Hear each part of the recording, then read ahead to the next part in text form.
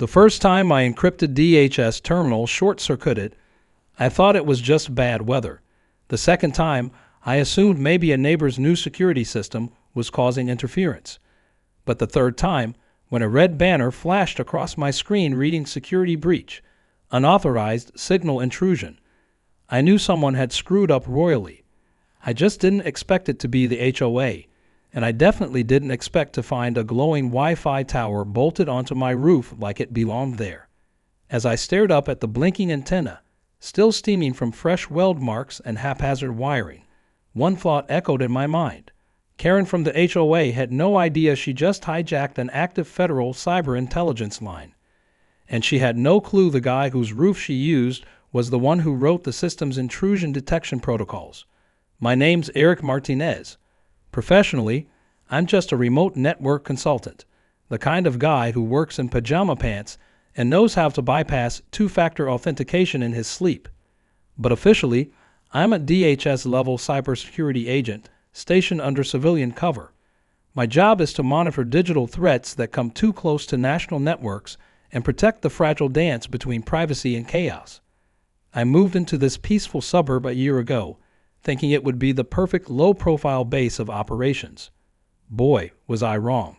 It started a week ago when my usual 3 p.m. security audit disconnected halfway through a secure packet transfer. I didn't think much of it. My system had redundancies, backups, and fail-safes. Any interruption would autocorrect in seconds, but it didn't. I rebooted everything, ran diagnostics, and still the interference remained. I checked the neighborhood spectrum. It was lit up like a Christmas tree. Somehow, a brand new high-powered router was transmitting signals directly into my bandwidth range. That wasn't just odd. It was virtually impossible.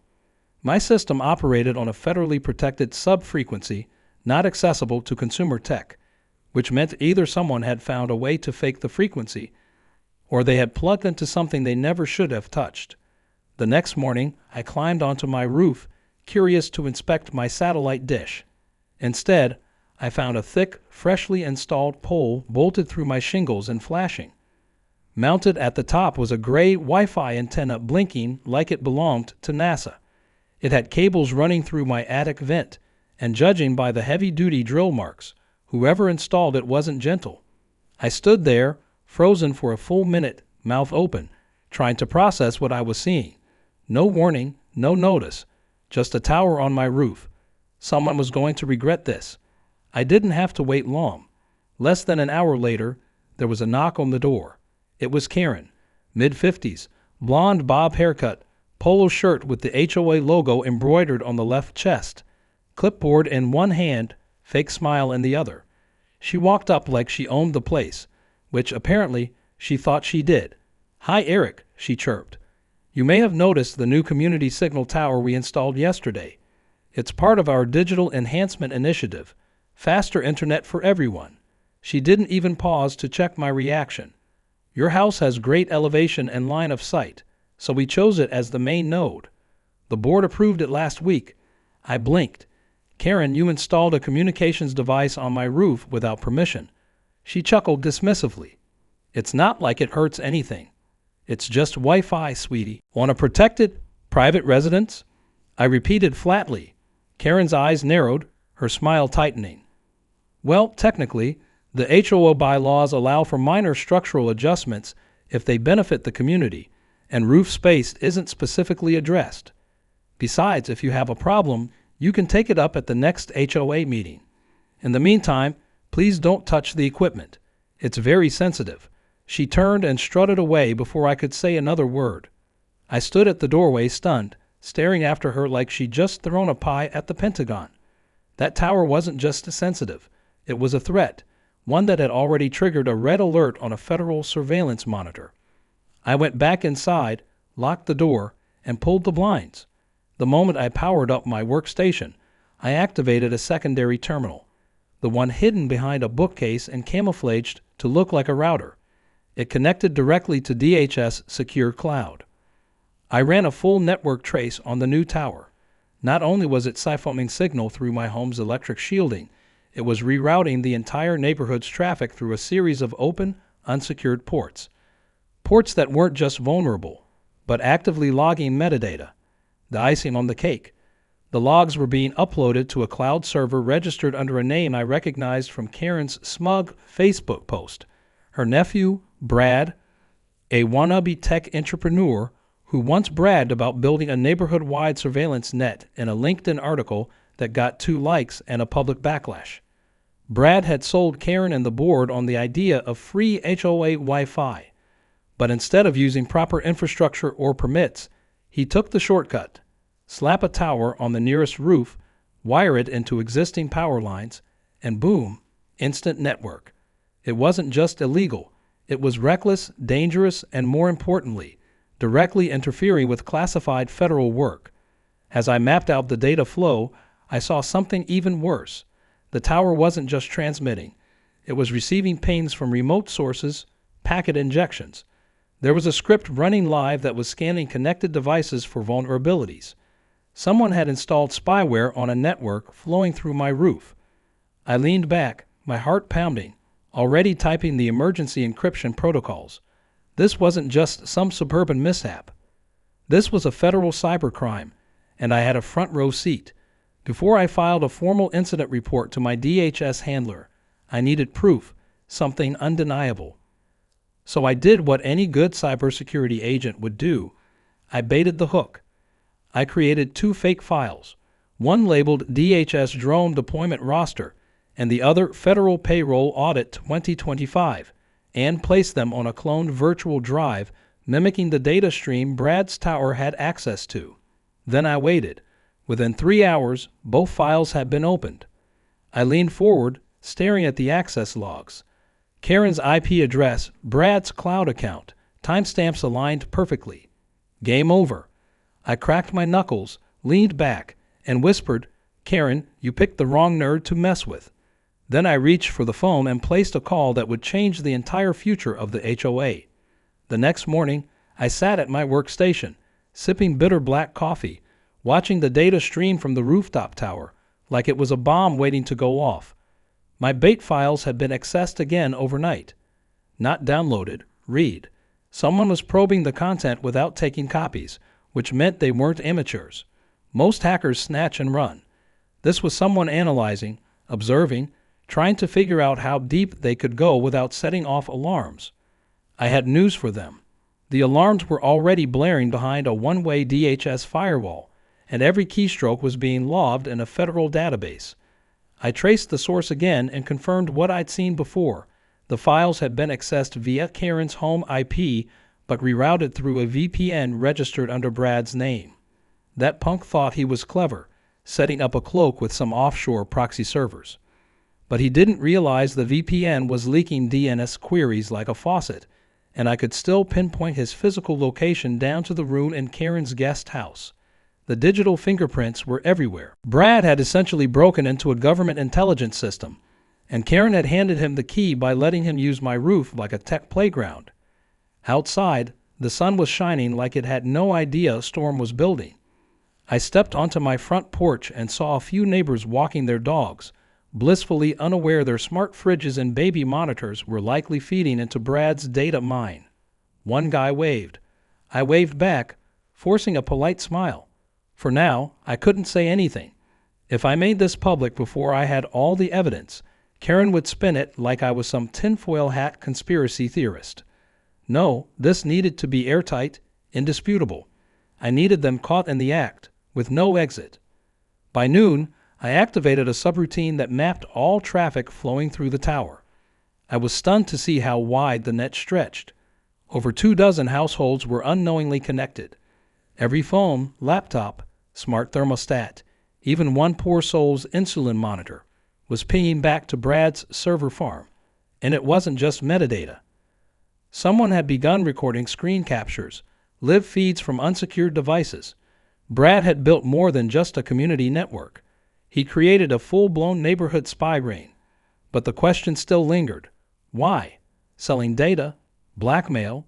Curiosity? It didn't matter. Intent was irrelevant when the law had already been broken 6 different ways. Still, I had to know the scale. I set up a ghost protocol, essentially a backdoor into his backdoor, and siphoned a mirror of his storage server. It was worse than I imagined. Folder after folder labeled by house numbers. Some had benign content like Netflix watch histories, but others held bank logins, private messages, and even audio recordings. At that point, the case had crossed from cybercrime into civil rights violation. Karen had green-lit something that stripped every neighbor of their digital dignity. I ran the compiled intel through the DHS's pre-indictment framework. The system tagged it with a high-priority risk score, meaning my next step would be reporting it formally. But before I could send it up the chain, there was a knock on the door. Not a light tap. 3 loud bangs, the kind that carried entitlement. I already knew who it was. Karen stood on my porch again, this time flanked by 2 younger guys in neon orange vests, with HOA patrol stitched onto them like it meant something. She gave me that smile again, the kind that said she was about to do something petty and enjoy it. "We received a complaint," she began, voice syrupy. "You were seen tampering with the community equipment on your roof. That tower is HOA property now. Any interference could result in fines or a temporary loss of internet access for everyone." I raised an eyebrow. "You mean the tower illegally installed without my permission?" Karen's smile didn't waver. "It was voted in by board consensus. That makes it a sanction upgrade." "I don't remember voting," I said. "Well, not everyone participates," she snapped, then softened again. "Anyway, these gentlemen will be doing a quick inspection to make sure nothing's been modified." One of the so-called inspectors stepped forward, trying to look official in his reflective vest and clipboard. I didn't budge. "Nobody's coming in." Karen looked genuinely shocked. "You don't get to refuse an inspection." "Oh, I do," I said, stepping closer. "Because this isn't a rental. This is my privately owned home. You don't have legal jurisdiction here, and unless you're holding a warrant signed by a judge, you're trespassing." Karen's face began to flush. "This is going to reflect poorly on you when the board reviews your conduct." "I'm not the one illegally installing surveillance hardware on someone else's roof," I said coolly. "So maybe you should think about how that's going to reflect on you." The 2 inspectors looked uncomfortable, clearly not expecting to be challenged. Karen gritted her teeth, threw me one last death glare, and marched off without another word. I watched them retreat and immediately checked my cameras. As expected, one of the guys tried to take a picture of my window as they passed. I tagged it, saved the footage, and added it to the report. Once they were out of sight, I finally hit send. The full package, network maps, file access logs, IP tracebacks, video evidence, and mirrored data archives, went straight to my DHS handler with a Level 2 civilian breach classification. A response came within minutes. I was instructed to continue covert observation while a federal warrant was prepared for digital seizure and arrest. But my handler also warned me not to escalate unless there was an immediate threat. In other words, don't scare the Karen. Not yet. That night, I watched the signal tower from my kitchen window, glowing faintly against the stars like a sentinel for stupidity. It buzzed occasionally, casting eerie shadows on the roofline. I thought about taking a baseball bat to it right then and there. But no, this wasn't about revenge. It was about precision. Justice would come, but it would come professionally, surgically, with the kind of force that Karen and Brad wouldn't see coming until the knock on their door shattered their perfect little HOA bubble.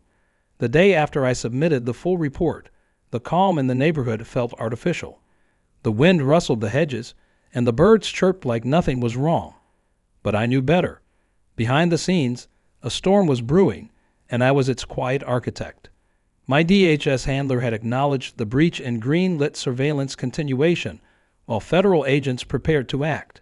But things were escalating faster than even I expected. At 9:14 a.m., I received a ping on my decoy node.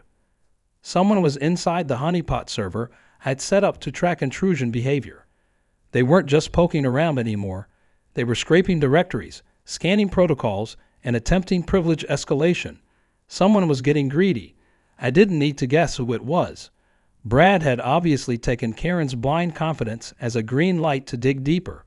But what he didn't realize was that every attempt was tripping alarms I had installed days ago. His browser fingerprint, mouse movements, keystroke intervals, all cataloged. I even caught him trying to open a folder labeled Project Javelin, which was nothing but an infinite loop of Rick Astley music videos. The trap wasn't just set, it was snapping shut. While I monitored the logs, I also decided it was time to look into Karen's deeper involvement. If she was simply a clueless pawn, things might end with a slap on the wrist. But if she had knowingly enabled Brad, or worse, was benefiting from the surveillance, then things were about to get nuclear. I spoofed her email client using cached header data and accessed her recent communication history through packet sniffing. What I found surprised even me. Karen had been bragging about the new Wi-Fi system to an entire Facebook group of HOA officials from across the state. She wrote about cutting-edge surveillance enhancements, data-backed community discipline, and even mentioned selling anonymized metadata to advertisers to fund HOA events. My jaw tightened. This wasn't just Brad freelancing with some shady code. This was Karen actively monetizing illegal surveillance while pitching it as neighborhood innovation. There was also a forwarded email chain between Karen and a local realtor. In it, she offered access to traffic and demographic data on potential buyers, details like which houses visitors walked past most, who stayed longest at open houses, and even patterns in family activity. She had effectively turned the neighborhood into a testing ground for predictive real estate targeting. And somehow, she didn't see this as deeply illegal, just smart marketing. I archived everything and created a full threat dossier. Then I decided to tighten the net further. I used a virtual assistant bot to schedule a fake appointment with Karen for a new neighborhood resident who had questions about internet access. I wanted to see if she'd pitch her system again, see what lies she'd tell when she didn't know she was being recorded. The appointment was set for 2:30 p.m. at the HOA clubhouse. As the clock approached 2 o'clock, I parked down the street in my car, where I had line-of-sight surveillance of the front office. I watched through a tiny HD lens embedded in a pair of sunglasses perched on the dash.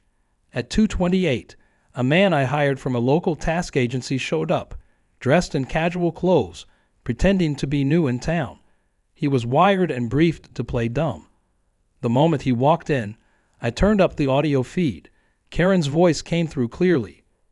"You're going to love this community. We take pride in being ahead of the curve, technologically speaking."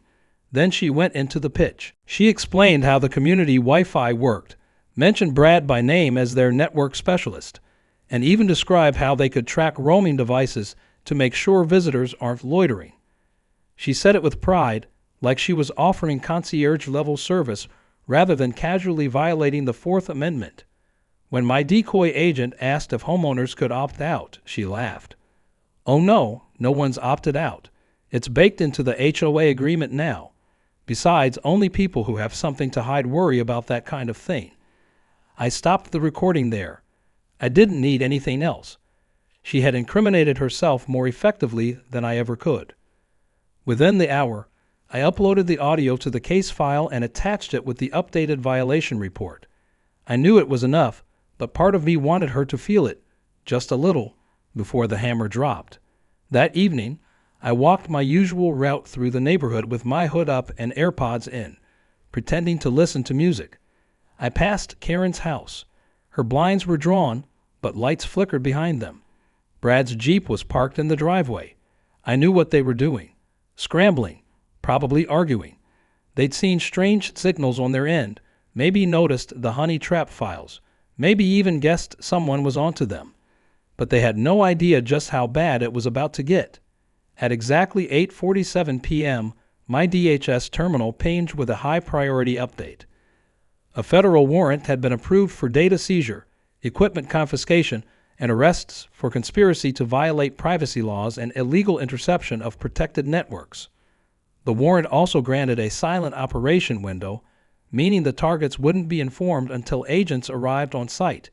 That window opened at midnight. I leaned back in my chair, staring at the blinking tower one last time through my bedroom window.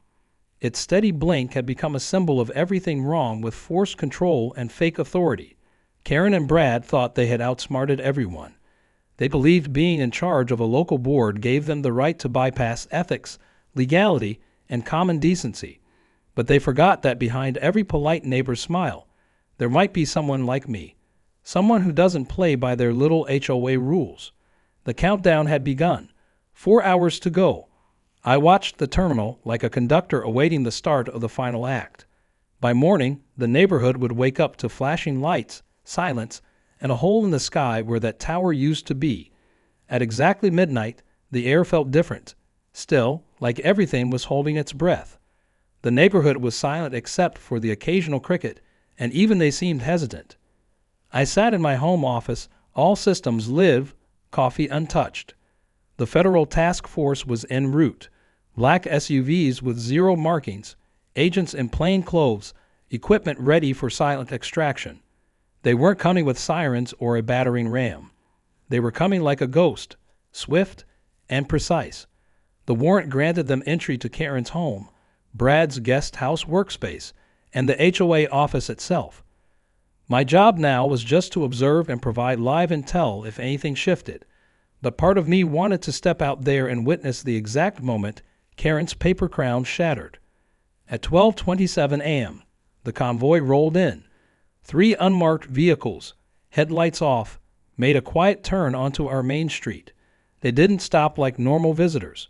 They moved with intention, parking right in front of Karen's property and fanning out instantly. 2 agents went around the back. One stayed by the Jeep. Another knocked gently, no urgency, just a firm tap that said the person on the other side didn't have a choice. I switched to my exterior cam feed and watched the moment Karen opened her door, confused in a robe and slippers. The lead agent handed her a sealed document. She tried to speak, but he raised a hand calmly. Seconds later, they entered the house. Brad wasn't as cooperative. He was seen trying to yank cables from a monitor and stuff a laptop into a duffel bag when agents breached his guest room. One of them calmly stepped forward and retrieved the bag like they were plucking groceries from a cart. Brad screamed about privacy, screamed about needing a lawyer, but none of it mattered. The devices were tagged and secured. Anything with a signal emitter was locked into a Faraday cage on the spot. They weren't just taking the hardware. They were wiping the entire network that had been leeching off the neighborhood for weeks. Down the street, a second group entered the HOA office using a master key obtained during the warrant process. Inside, they recovered the routers, backup drives, a server tower disguised as a filing cabinet, and multiple folders of handwritten notes. Karen's personal planning logs for what she called digital morality enforcement. The phrase made my skin crawl. She'd scribbled details about individual homeowners, comments about their guests, late-night habits, even preferences in online shopping. It was surveillance mixed with judgment, all under the label of community order. I didn't sleep. I just watched. When the last of the agents departed around 2:53 a.m., Karen's house was dark again, but this time it felt hollow. The tower on my roof had gone dark 10 minutes earlier, deactivated by remote command and physically disconnected at the source. A tech from the team had left a note in my mailbox with a smiley face and a simple thank you. They knew who I was, knew what I'd done, but the operation would stay under wraps. No public headlines, no press releases, yet. The consequences would come in waves, each more personal than the last. By 7:00 a.m., the neighborhood was already buzzing. Residents noticed the missing tower, the stripped-down HOA office, the fact that Karen's blinds hadn't opened like clockwork. No one had seen her walk her dog, no clipboard-toting strolls, no smug rounds to scold someone for leaving a trash bin out. Something was wrong, and everyone felt it.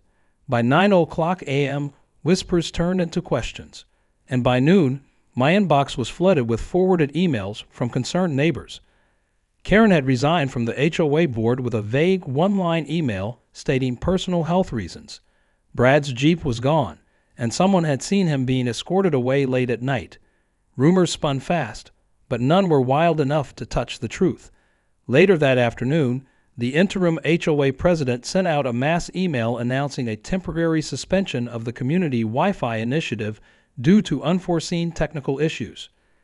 It was the kind of sugar-coated language that tried to pretend no one had just watched a digital coup dismantled overnight. But people knew something was off. A few came to my door, asking what happened. I just smiled and said, I think the internet got a little too smart for its own good. They laughed, but they left with more questions than they arrived with. By the third day, the cracks were impossible to hide. Parents started asking why their kids' devices had strange alerts. One man discovered his webcam had been active at odd hours. Another found out his bank login had been accessed from an unknown location the week prior. The community realized, slowly, painfully, that they'd been watched. Every click, every message, every online search had passed through a poisoned wire, and that realization sparked fury. A town hall was called the following weekend. It was packed. People stood shoulder to shoulder in the small HOA hall, demanding answers. But Karen wasn't there. Brad was gone. No one wanted to take responsibility. That's when I stepped forward. I didn't reveal everything, just enough. I explained the nature of the tower, the data funneling, the unauthorized surveillance. I didn't mention the DHS, didn't mention federal warrants. I just showed the community what had been done to them and who had benefited. There was silence, then an uproar. Some people cried. Others shouted. One elderly woman walked up to the microphone and said she never felt more violated in her life. She used that network to FaceTime her grandchildren, and now she wondered who might have been watching. That was the turning point. The board was disbanded unanimously that night, every member stepping down in shame or self-preservation. Karen's name was voted into permanent suspension from future HOA roles. The bylaws were rewritten on the spot. As for me, I was asked if I consider helping the new committee secure the neighborhood's digital infrastructure. I declined politely. I said I worked in tech but preferred privacy. It was close enough to the truth. I offered them a checklist of best practices and a list of trusted vendors. Then I went home and shut the door behind me. That night, I stood on my back deck, sipping a cold drink under the stars. The tower was gone. The roof was patched. Peace had returned. But I knew better than to expect it to last. There's always someone out there who thinks control equals safety. Someone who sees rules as something for other people. But as long as there are watchers, there will be people like me watching them back. I didn't choose that role, but I sure as hell wouldn't let people like Karen choose for me again. 2 weeks passed, and the neighborhood returned to a quieter rhythm. The air felt clearer without the silent hum of that tower lurking overhead. Karen's house remained closed off, blinds drawn, mailbox overflowing. Brad's Jeep never reappeared.